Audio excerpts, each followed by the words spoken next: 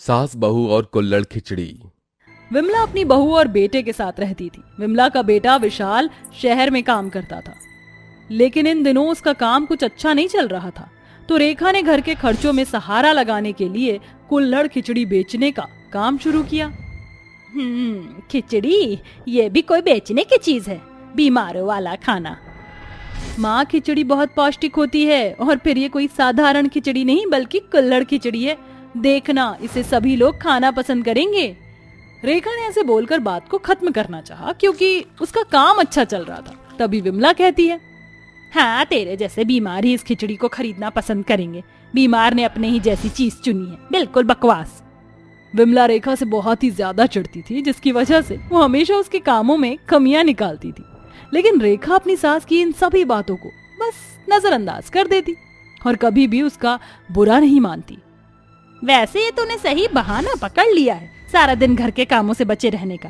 कमाई वमाई तो इस खिचड़ी से कुछ खास होती नहीं है, बस सारा दिन इसे बेचने के बहाने घर के कामों से बचे रहो। नहीं माँ, मैं पूरे दिन में 5 किलो से ज्यादा खिचड़ी बेच देती हूँ, और इससे कमाए हुए सारे पैसे भी तो मैं आपको ही देती हूँ ना माँ। तो फिर आप ऐसे क्यों बोल रही हो? अरे चल चल, पैसे देकर क्या तू मुझ पर एहसान कर रही है? मैंने ऐसा तो नहीं कहा। मुंह को बंद रख, भिखारन। विमला अपने गुरूर में अपनी बहू को सुनाकर कमरे में चली गई। लेकिन रेखा को इस सब की आदत हो चुकी थी, तो उसे जरा भी बुरा नहीं लगा, और वो भी अपनी कुल्हड़ खिचड़ी बनाकर बेचने ले गई। रेखा अपने दरवाजे पर ही कुल्हड़ खिचड़ी बेचती थी। सभी को उसकी अलग सी खिचड़ी बहुत ज्यादा पसंद थी, इसीलिए दूर दूर से लोग उसकी कुल्हड़ खिचड़ी खाने को आया करते थे। ये कुल्हड़ खिचड़ी कैसी होती है? ये बहुत ही स्वादिष्ट और पौष्टिक है, चाहो तो चक्कर देख लो। ओह ये, मुझे प्लीज टेस्ट करने के लिए थोड़ी सी कुल्हड़ खिचड़ी दो। रेखा ने उस लड़की को कुल्हड़ में भरकर खिचड़ी दे दी। खिचड़ी खाकर वो बोली, यम, ये तो बिल्कुल ही अलग स्वाद की खिचड़ी है। मजा आ गया। आप एक काम कीजिए, मुझे 5 कुल्हड़ दे दीजिए। आज तो ये खिचड़ी मैं अपने पूरे परिवार को टेस्ट कराऊंगी। रेखा ने 5 कुल्हड़ पैक करके उस लड़की को दे दिए। रेखा उस खिचड़ी को कुल्हड़ में बनाती और फिर उसके स्वाद को और भी ज्यादा बढ़ाने के लिए उसे छोटे छोटे कुल्हड़ों में बेचती थी। बहुत सारे लोग तो कुल्हड़ की सुंदरता देखकर ही खिचड़ी को खाने आ जाते। रेखा के छोटे से घर के बाहर बनाया हुआ ढाबा अच्छा चल रहा था। सभी कुछ इसी तरह से जारी था। रेखा पूरे दिन मेहनत करके कमाए हुए पैसे अपनी सास को दे देती थी, लेकिन विमला तब भी उससे खुश नहीं थी। एक दिन, माँ जी, क्या मुझे थोड़े से पैसे मिल सकते हैं? क्यों? माँ, वो मुझे खिचड़ी बनाने के लिए कुछ मसाले और नया कुल्हड़ लाना है। किस लिए? माँ, उस सब के बिना खिचड़ी नहीं बनेगी ना, इसीलिए। मेरे पास पैसे नहीं है, जा अपने ही पास से ले आ। माँ, मेरे पास पैसे कहाँ से आएंगे? मैं तो सारे पैसे आपको ही दे देती हूँ। अच्छा, तो जो दिन के 2-4 रुपए तू मुझे देती है, तो मुझे उनके ऊपर घमंड दिखा रही है? मेरा वो मतलब नहीं था। तेरा क्या मतलब था मैं अच्छे से जानती हूँ। आप गलत समझ रही हो माँ। मैं बिल्कुल सही समझ रही हूँ, और मैं तुझे कोई पैसा नहीं दूंगी। वो जो तूने तेरी अलमारी में पैसा छिपा कर रखा है ना, जा उससे जाकर सामान ले आ। माँ, सच में मेरे पास फूटी कौड़ी भी नहीं है। अच्छा, कुल्हड़ के लिए ना सही, मसालों के लिए तो पैसे दे दो। तेरी समझ में नहीं आता है क्या? ये ले। विमला ने अपने बटुए से निकालकर एक 10 का नोट रेखा के हाथ पर रख दिया। ले, और अब अपने इस मनहूस मुंह से आवाज मत निकाल देना। और हाँ, मैं कुछ देर बाहर जा रही हूँ, जब तक मैं घर लौटूं सारा काम हो जाना चाहिए। विमला ऐसे बोलते हुए बाहर अपनी पड़ोस में चली गई, और बेचारी रेखा उसका मुंह देखती रह गई। सिर्फ 10 रुपए में तो खिचड़ी के चावल भी नहीं आएंगे। रेखा उदास हो गई। तो वहीं दूसरी तरफ विमला अपनी पड़ोसन और पक्की सहेली जया के घर पहुंची। अरे अरे, आ विमला, आ ही तो रही हूँ। अरे बहू, ला विमला जी के लिए पानी लेकर आ। जया की बहू सीमा पानी से भरा ग्लास विमला के सामने ले आई। शुक्रिया बेटा। विमला सीमा की तरफ मुस्कुराई, लेकिन सीमा उसे नजरअंदाज करती हुई अपने कमरे में चली गई। अरे, तेरी बहू कैसा बर्ताव कर रही है? अरे, इसने ऐसे ही तो मेरी जिंदगी बर्बाद की हुई है। कैसे? अभी कल ही 5,000 की शॉपिंग करके आई थी, और देख आज फिर से ब्यूटी पार्लर जाने के लिए 5,000 रुपए चाहिए। जया विमला को ऐसे बता ही रही थी कि तभी सीमा अपने कमरे से निकल कर आई। हाँ, आपने अब पड़ोसियों से भी मेरी चुगली करना शुरू कर दिया। बहू, ये तू कैसे? चुप कीजिए आप। मैं जानती हूँ आप तो मुझे कुछ दोगी नहीं, जबकि मेरे पति ही सारा दिन मेहनत करके पैसे कमाते हैं। लेकिन कोई नहीं, आज मैं अपनी ये सोने की चेन बेचकर अपनी जरूरतों को पूरा करूंगी, और महेश जी ने अगर इसके बारे में मुझसे कुछ भी पूछा तो उन्हें जवाब आप दोगी। बहू, तू इतना ड्रामा मत बना, तुझे पैसे चाहिए ना, ये ले, तू खुश रहे। हाँ तो दीजिए। वैसे भी मुझे पैसे देकर आपको एहसान नहीं करती हो। मेरे पति मेरे लिए कमाते हैं, वो तो मेरी मेहरबानी समझो जो मैं आपको पैसे दे देती हूँ।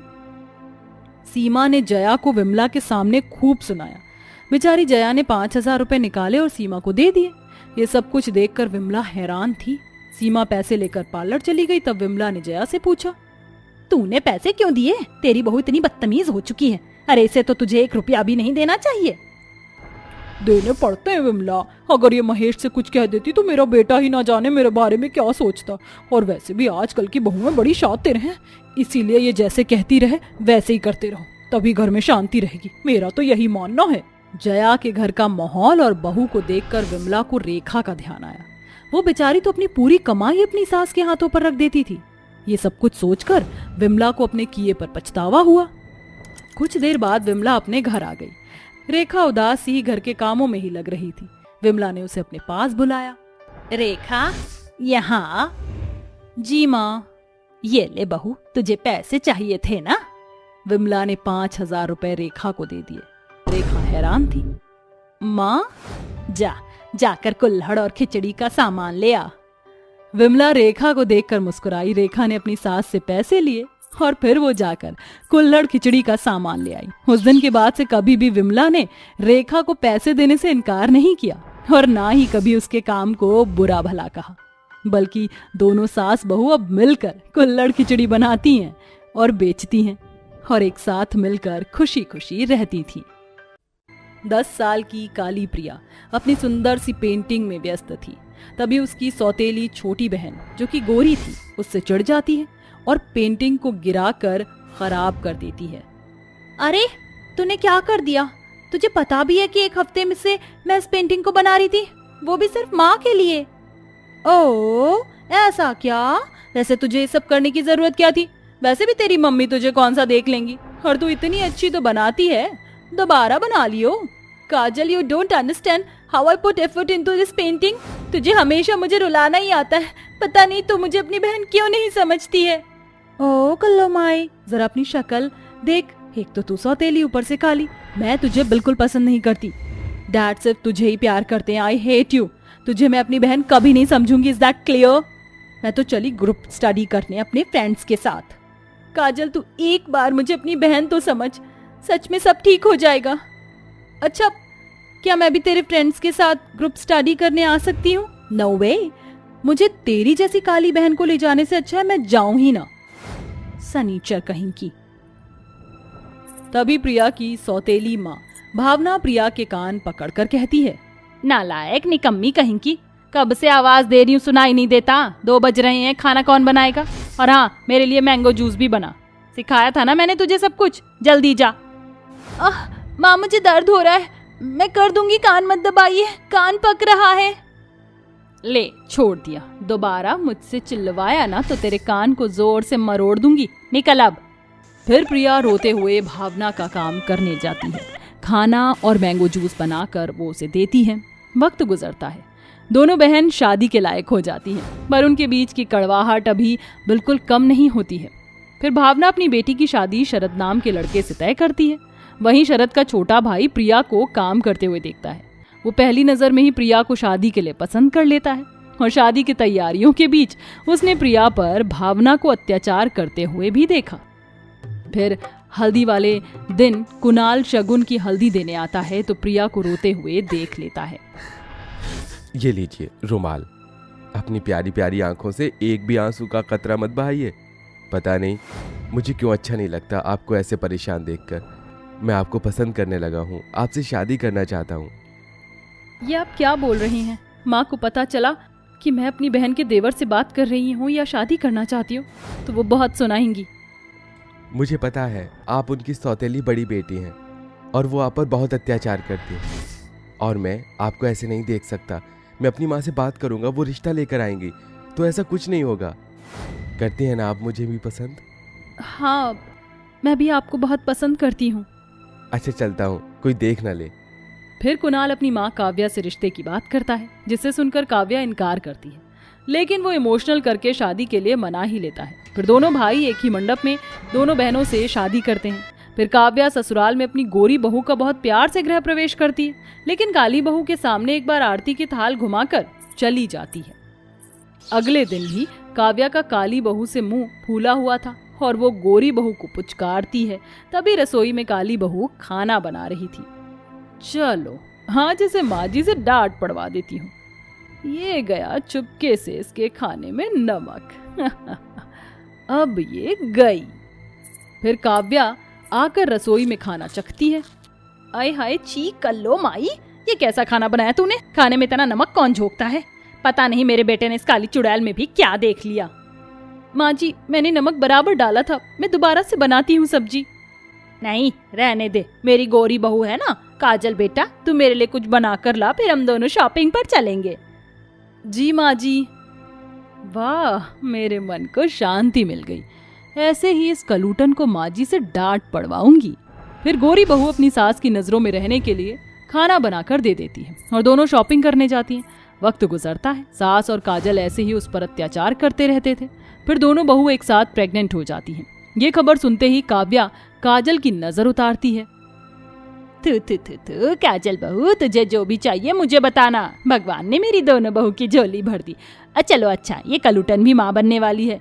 ले काजल बहू, मैंने अपने हाथ से तेरे लिए कस्टर्ड बनाया है, खा। जी माँ जी, पर मेरा इमली खाने का मन कर रहा है, मेरे लिए मंगवा दीजिए। मेरी बहू का पहला बच्चा है, तुझे तो सब कुछ लाकर दूंगी, ये इमली क्या चीज है?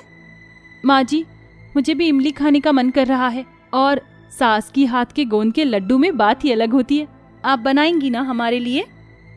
आए हाय, तेरे जैसी काली बहू के लिए मैं कुछ क्यों बनाऊं? खड़ी क्या है, जाकर रोटी सब्जी की तैयारी कर और झाड़ू पोछा कर दे।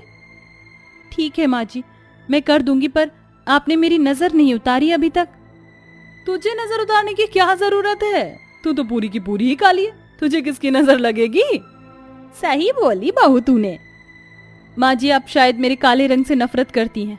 कोई बात नहीं, पर मेरे होने वाले बच्चे को उसका दादी का प्यार जरूर देना आप, प्लीज।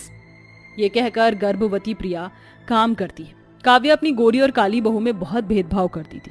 अपनी गोरी बहू का 9 महीने तक वो पूरा ख्याल रखती है, लेकिन मजाल हो जो उसने प्रिया को कभी एक गिलास दूध का भी नहीं पूछा। फिर भी ऐसी हालत में प्रिया ने उफ तक नहीं की। फिर दोनों बहनें सुरक्षित अपने बच्चे को अस्पताल में जन्म देती हैं।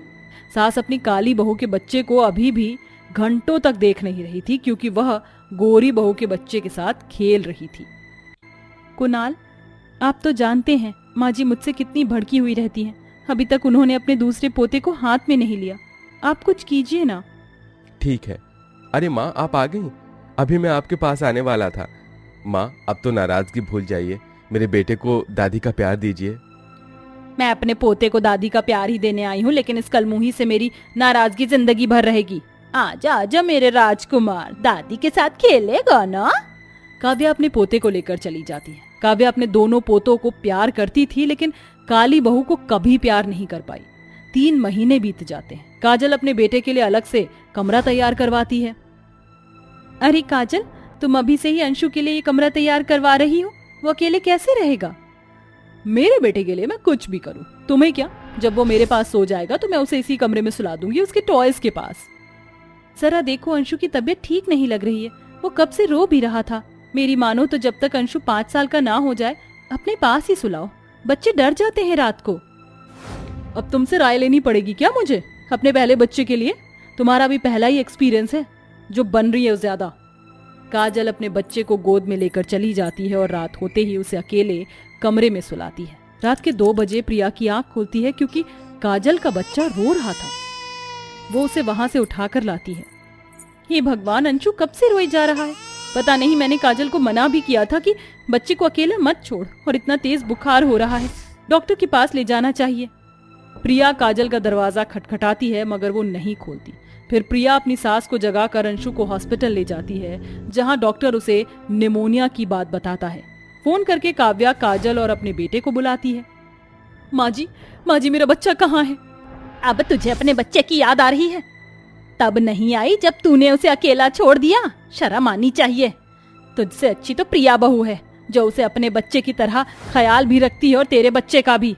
अगर प्रिया बहू नहीं देखती तो पता नहीं तेरे बच्चे के साथ क्या हो जाता। प्रिया बहू जैसी भी है, चाहे मैंने उसे अपनाया नहीं, लेकिन अब मैं उसे अपनाती हूँ। तेरी जैसी लापरवाही तो नहीं करती है वो, कम से कम। नहीं माँ जी, ऐसा मत कहिए। हाँ, मुझसे गलती हुई है, लेकिन मैं अपने बच्चे को इतना परेशानी में नहीं देख सकती। प्रिया, शुक्रिया तुम मेरे बच्चे को यहाँ ले आई, वरना पता नहीं आज मैं कभी बदतमीजी नहीं करूंगी तुझसे मेरी बहन।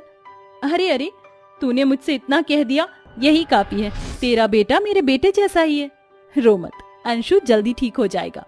इस तरह काव्या और काजल को अपनी गलती का एहसास होता है और वह प्रिया के साथ खुशी खुशी रहने लगते हैं।